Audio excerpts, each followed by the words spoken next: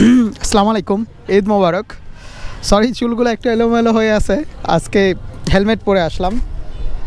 আর আজকে আমরা ডিসকাস করব হচ্ছে একটা বাইকে ম্যাক্সিমাম মাইলেজ আপনি কিভাবে নিয়ে আসবেন, ম্যাক্সিমাম মাইলেজটা কিভাবে আসতে পারেন, আউটপুট বের করতে পারেন, সেটা নিয়ে আজকে ডিসকাস হবে।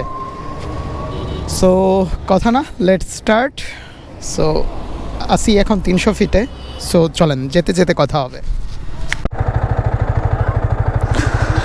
সো আমি যদি দেখাই, আমার ড্যাশবোর্ডে দেখেন আমার অয়েল আছে হচ্ছে আরও 2 দাগ, আর আমি চালাইছি কত 470। আমি কিন্তু সিটি রাইডিং করি, কোনো হাইওয়ে রাইডিং না। সো সিটি রাইডিংয়ে আমি অ্যারাউন্ড 50 কিলোর উপরে পাচ্ছি পার লিটারে।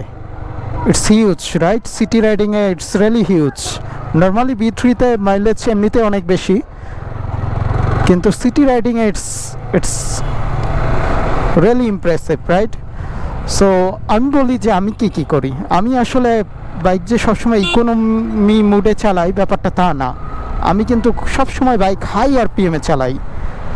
তো আমি যে ব্যাপারগুলো মেনটেন করি, প্রথমেই যে ব্যাপারটা আসে ওটা হচ্ছে ভালো ইঞ্জিন অয়েল। আমি হচ্ছে RS4G'র যে ইঞ্জিন অয়েলটা আছে ওইটা ইউজ করি।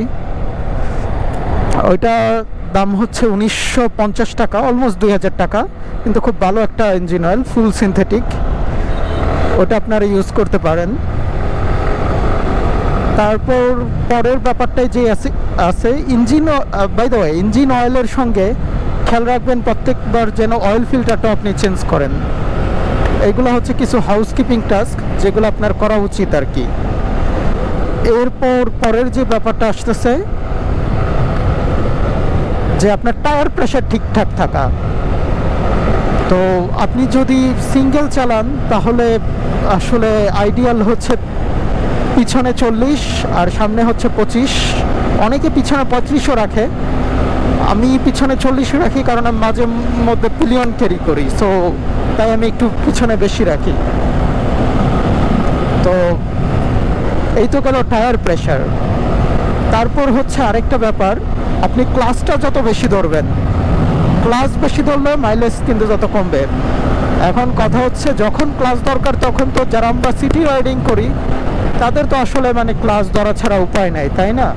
মানে ওই অবস্থায় তো আপনার ক্লাস ধরতেই হবে। সিটি রাইডিংয়ের ক্ষেত্রে যখন দরকার আপনি ক্লাস ধরবেন, কিন্তু ক্লাসটা যদি আপনি কম ধরতে পারেন ওই ক্ষেত্রে আপনার মাইলেজ বেড়ে যাবে।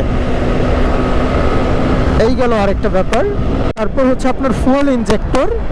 আপনার ফুয়েল ইনজেক্টরে খেয়াল রাখবেন যাতে কখনো ময়লা না জমে। তো এই কারণে যেটা করবেন, প্রত্যেক 6000 কিলোমিটার পর একটা বেসিক চেক আপ দিবেন গাড়ির।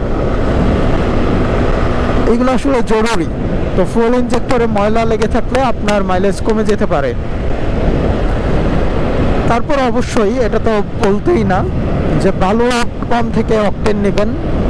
আর আমি সঙ্গে একটা অকটেন বুস্টার ইউজ করি।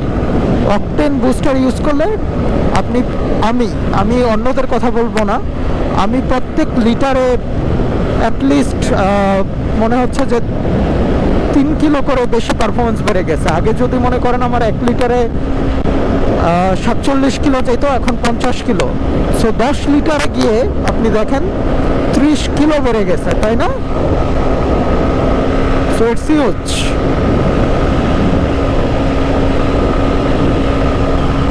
তো আপনারা অকটেন বুস্টারটা ইউজ করতে পারেন।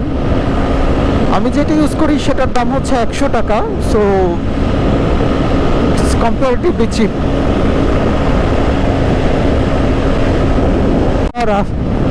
আজকে ঈদ তো পুরো রাস্তাটা ফাঁকা, একদম ফাঁকা। টানতেছি না আজকে, কারণ হচ্ছে আমি সেফটি গিয়ার্স পরা নাই আজকে, আমার গায়ে পাঞ্জাবি। সো টানাটানি would be a bad idea. So এই কারণে টানাটানি পুরোপুরি ঠান্ডা মাথায় যাচ্ছি। যেদিন সেফটি গিয়ার্স পরে থাকবো ওই দিন ঠান্ডা। আমার আরও 2 দাগ অয়েল আছে, এটা দিয়ে আমি আরও 100 কিলো যেতে পারতাম, কিন্তু এখন একটু অয়েলটা ভরে নেই। হাতের কাছে যেহেতু পেট্রোল পাম্প আছে, সো অকটেনটা ভরে নিব এখন।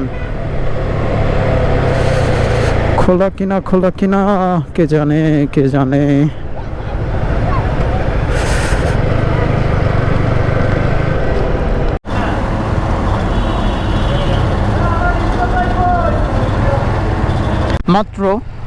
এইমাত্র টেসলাকে খুব মারাত্মক একটা প্রবলেম ফেস করছি,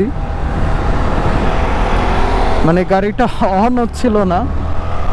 আমি চাপতেছি পাওয়ার বাটন, কিন্তু কোনোভাবে অন হতে দিচ্ছিল না। খুবই ইরিটেটিং একটা ব্যাপার এটা। এই জিনিসটা রাস্তার মধ্যে এরকম করলে তো সমস্যা। এই তো আমি ফুল ট্যাঙ্ক করে নিলাম। আমি সব সময় নতুন অয়েল ভরার সময় এটা রিসেট করে নেই। এই তো আবার 0 হয়ে গেল।